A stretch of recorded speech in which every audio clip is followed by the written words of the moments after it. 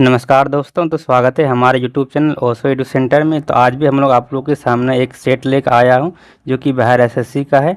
और इसमें टोटल जानवे करते हैं आप लोग की टोटल 75 जीके जीएस रहता है और 75 उधर मैथ रीजनिंग रहता है। तो यहाँ पर हम लोग सिर्फ ये क्या कहते हैं जीके जीएस ही डिस्कशन करते हैं। बाकी बाद मैथ रीजनिंग का जो आप लोग को पीडीएफ के थ्रू आप लोग को प्रोवाइड कर दिया जाएगा उसमें टेलीग्राम ग्रुप में। तो आप लोग टेलीग्राम ग्रुप भी ज्वाइन कर लीजिएगा। और बाकी बात अगर आप लोग देखें तो आज के क्वेश्चन में शुरुआत तो हुआ है करंट अफेयर से। तो करंट अफेयर्स तो सेट है, तो ये सेट में करंट अफेयर्स आप लोग को 2023 का मिलेगा। ये करंट का मतलब नहीं मिलेगा 2024 का। तो आप लोग इससे रिलेट करके 2024 जो न्यू मतलब करंट आया है इसके बदले में वो पढ़ लीजिएगा। तो यहाँ पर जो भी करंट अफेयर्स है वो 2023 से रिलेटेड होगा और उससे कनेक्ट करके आप लोग 2024 का पढ़ सकते हैं। तो चलिए हम लोग प्रश्न देखना स्टार्ट करते हैं।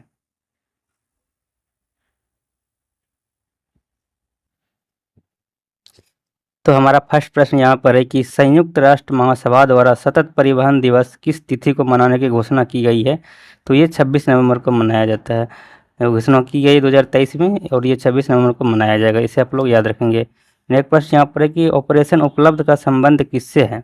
तो ऑपरेशन उपलब्ध जो आरपीएफ के द्वारा चलाया गया है और ये जो है रेलवे टिकट की कालाबाजारी से संबंधित है। जो नेक्स्ट यहाँ पर आ जाता है 3 नंबर प्रश्न कि दादा साहब फाल्के पुरस्कार 2021 से किस अभिनेता या अभिनेत्री को सम्मानित किया गया है। तो ये तो 2021 की बात है, जिसे वहीदा रहमान को सम्मानित किया गया था।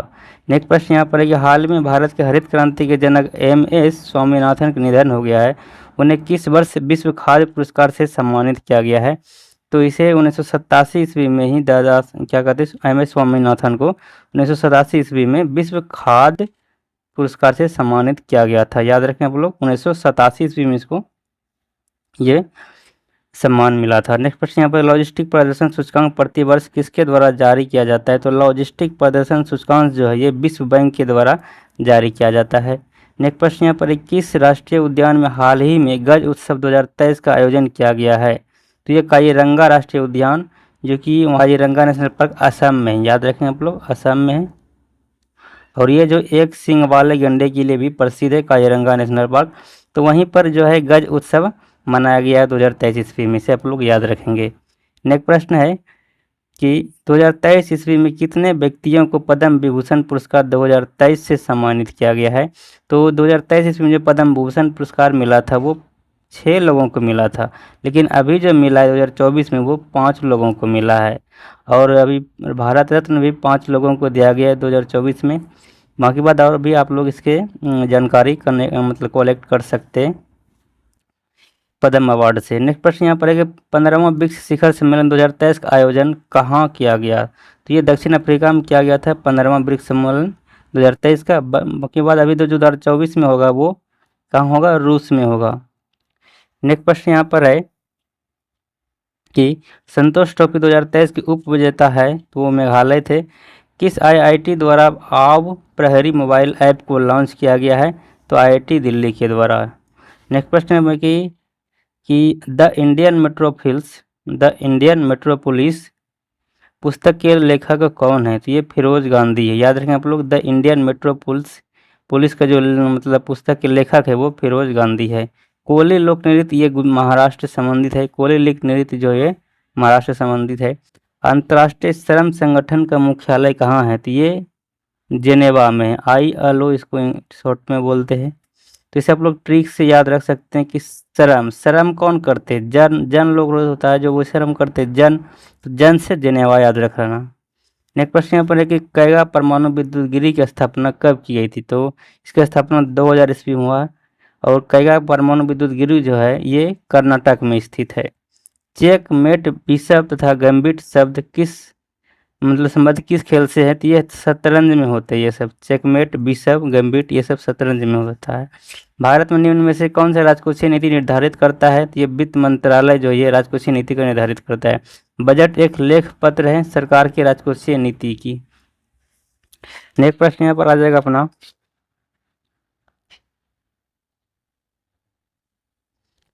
सूची 1 को सूची 2 से मिलाना। सूची 1 में देखिए क्या है और उधर है सूची 2। तो ओपन जनरल लाइसेंस ये क्या है, एक विदेशी व्यापार के लिए लाइसेंस है। ट्राइसेम ये रोजगार के लिए। थोक मूल्य सूचकांक जो ये मुद्रास्फीति में होता है। मौके बाद ये नकदी रिजर्व अनुपात जो है ये ऋण नियंत्रण के लिए है। तो ऑप्शन नंबर ये प्रश्न का राइट आंसर हो जाएगा। इसमें थोड़ा आप लोग गौर कीजिएगा, हमें तो ये उतना समझ में नहीं आया था, तो आप लोग इसको गौर कीजिएगा।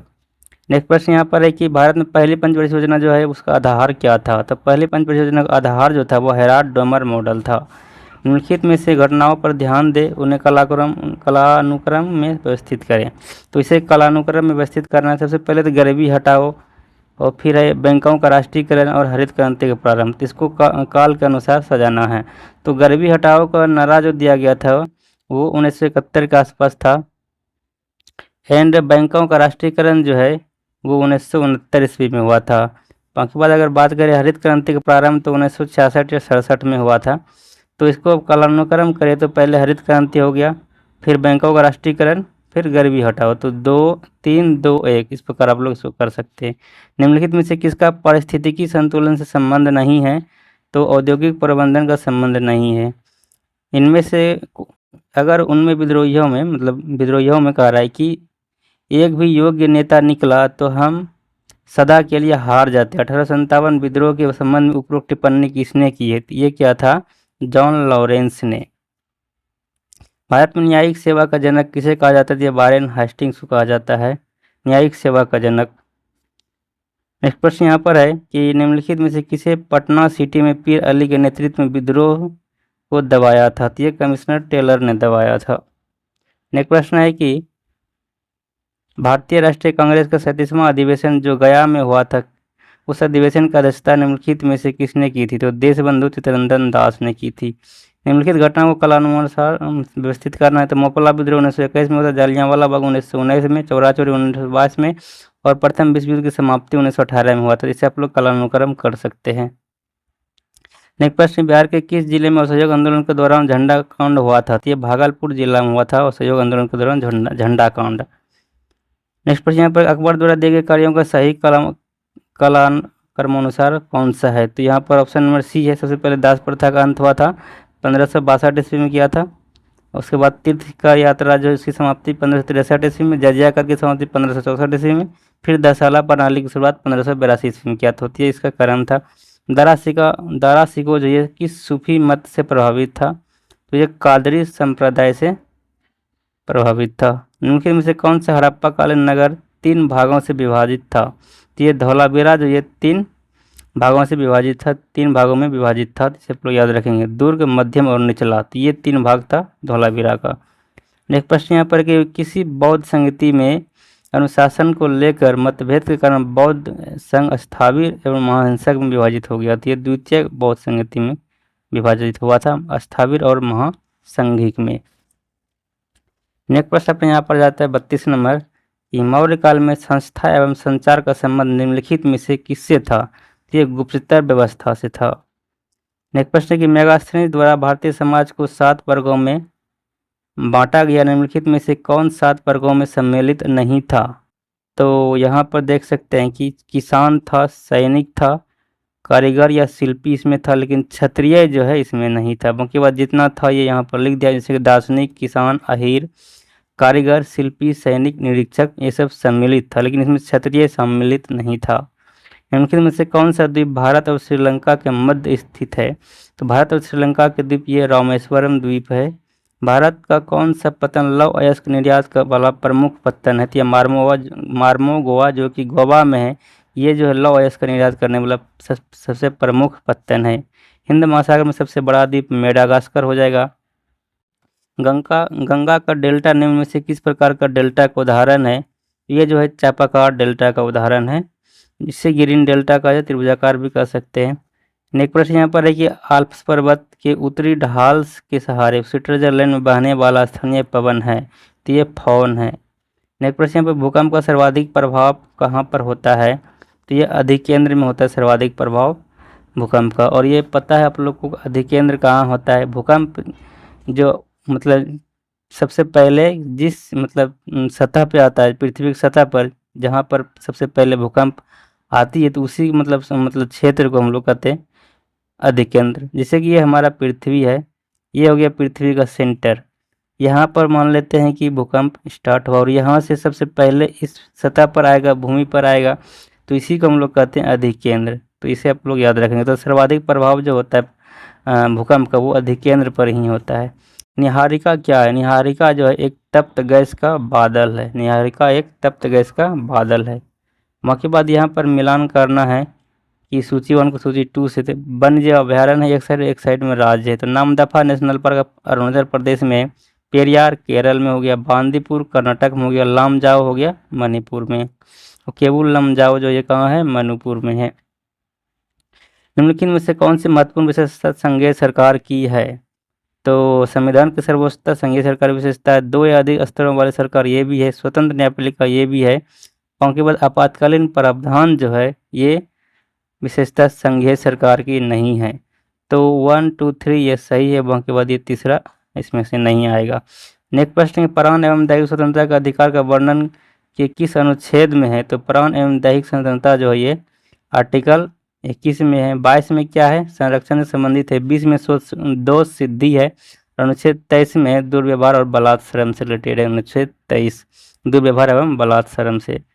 नेक्स्ट प्रश्न यहाँ पर है कि किसी राज्य के लोक सेवा आयोग के कार्यों को निम्नलिखित में से किस एक का अनुमोदन से संघ लोक सेवा आयोग को सौंपा जा सकता है? तो यह भारत के राष्ट्रपति को सौंपा जा सकता है। निम्नलिखित में से नीति निर्देशक तत्वों में क्या असत्य है? तो डीपीएसपी जिसको हम लोग कहते हैं, संविधान के भाग 4 में यह है, सही है। आयरलैंड के संविधान से लिया गया, यह भी सही है। नीति निर्देशक तत्व न्यायालय में परिवर्तनीय नहीं है, यह भी सही है। और ये इनका मूल उद्देश्य राजनीतिक लोकतंत्र का स्थापना है, ये गलत है। इसका जो मूल उद्देश्य है वो लोक कल्याणकारी राज्य की स्थापना करना है, तो ये गलत दिया था। इसे आप लोग याद रखेंगे।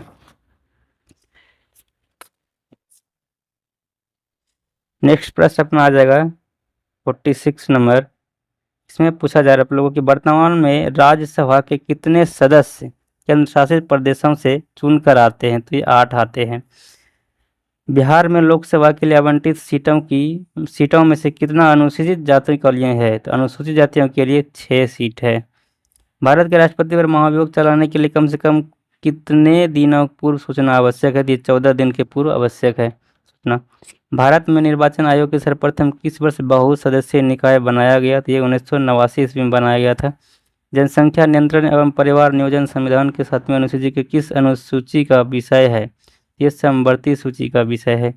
वाहनों में लगे रियर व्यू मिरर द्वारा उत्पन्न आवर्धन होता है, ये 1 से कम होता है इसका आवर्धन, और इसमें हम लोग उत्तल दर्पण का प्रयोग करते हैं। जब हम अपने बिजली बिल का भुगतान करते हैं तो हम किसके लिए भुगतान करते हैं? तो उपयोग व ऊर्जा के लिए हम लोग भुगतान करते हैं। नेक्स्ट प्रश्न यहाँ पर है कि एक परिपथ में प्रभावी प्रतिरोध बढ़ने के लिए प्रतिरोधों को जोड़ा जाता है। केवल ये मतलब केवल श्रृंखला में, मतलब सीरीज में ही सिर्फ जोड़ा जाता है परिपथ में प्रभावी प्रतिरोध के बढ़ाने के लिए, क्योंकि अगर हम लोग समांतर क्रम में जोड़ेंगे तो वो बढ़ेगा नहीं बल्कि घट जाएगा, इसलिए ये सही हो जाएगा। नेक्स्ट प्रश्न यहाँ पर है कि एक लड़की झूले पर बैठे स्थिति में झूला झूल रही है, उस लड़की के खड़े हो जाने पर दोलन का आवर्तकाल क्या हो जाएगा? कम हो जाएगा। खड़ा हो जाएगा तो कम हो जाएगा, और अगर बैठ जाएगी तो आवर्तकाल बढ़ जाएगा, अधिक हो जाएगा। रॉकेट की गति न्यूटन के तीसरे गति के नियम पर आधारित है। जब 1 जूल कार्य 1 सेकेंड में किया जाता है तो शक्ति 1 वाट हो जाएगा, क्योंकि शक्ति P बराबर क्या सूत्र होता है? P बराबर सूत्र क्या होता है? कार्य बटे समय, तो W/T हो जाएगा। W हो गया कार्य, 1 जूल क्या है? कार्य, समय है 1 सेकेंड, तो 1/1 बराबर 1 वाट हो जाएगा। 1 हर्ट्ज बराबर होता है प्रति मिनट 60 कंपन। नेक्स्ट प्रश्न, निम्नलिखित में से कौन सा एक एंटीबायोटिक नहीं है? तो एरिथ्रोमाइसिन, स्ट्रेप्टोमाइसिन, पेनिसिलिन, ये सभी जो इनमें से एंटीबायोटिक है, तो इनमें से कोई नहीं आंसर हो जाएगा इसका। मायोग्लोबिन कौन सी धातु होती है? तो ये लोहा होती है मायोग्लोबिन। निम्नलिखित में से सही सुमेलित हैं। उत्पादक हिरण गलत है। प्राथमिक उपभोक्ता तेंदुआ ये भी गलत है। गौण उपभोक्ता घास ये भी गलत है। अपघटक बैक्टीरिया ये सही है। मनुष्य में एफ्लाटोक्सिन खाद्य विषाक्त द्वारा सामान्यतः कौन सा अंग प्रभावित होता है? ये यकृत प्रभाव होता है। याद रखें आप लोग, एफ्लाटोक्सिन खाद्य विषाक्तन, इससे जो है यकृत प्रभावित होता है। शुष्क स्थानों में उगने वाले पौधों को क्या कहते हैं? तो इसे हम लोग जीरोफाइट कहते हैं। मरुस्थल जैसे बर्फीले क्षेत्र में जो उगते हैं उसे हम लोग जीरोफाइट कहते हैं। नेक्स्ट प्रश्न अपना यहाँ पर आ जाता है, टाइफाइड जैसे कॉलरा उदाहरण है। टाइफाइड और कॉलरा जो ये जल जनित रोगों को उदाहरण, तो ये जल के द्वारा ही ये रोग होता है, टाइफाइड और कॉलरा। मानव आंखें किस तरंगदैर्घ्य के प्रकाश में सहूलियत अनुभव करता है? 55 एंगस्ट्रॉम पर मानव आंखें जो वो सहूलियत अनुभव करता है, इसे आप लोग याद रखेंगे। सौर ऊर्जा एटीपी में बदल देती है किसको? क्लोरोप्लास्ट में। एटीपी को जो है क्लोरोप्लास्ट में बदल देता है कौन? सौर ऊर्जा।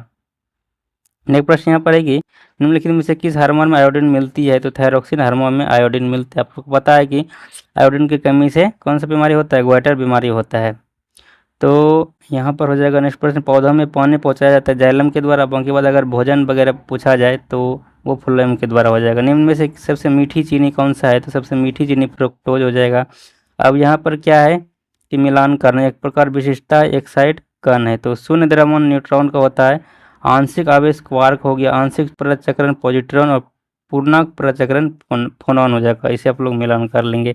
निर्वात में ध्वनि की चाल जो होती है होती ही नहीं है। निर्वात की बात है, निर्वात में ध्वनि गति ही नहीं करती। बाकी बात अगर हवा की बात करें तो हवा में जो ध्वनि की गति होती है वायु में वो होती है 332 मीटर पर सेकेंड।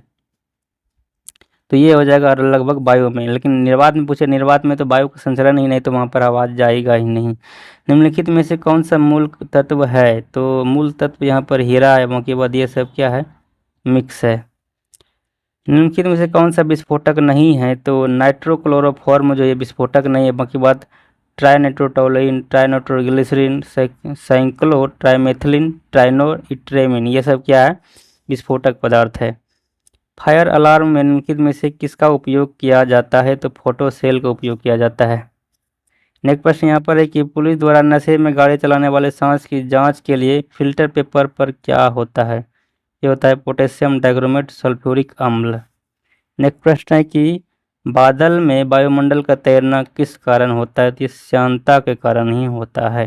तो ये 75 क्वेश्चन था आज के वीडियो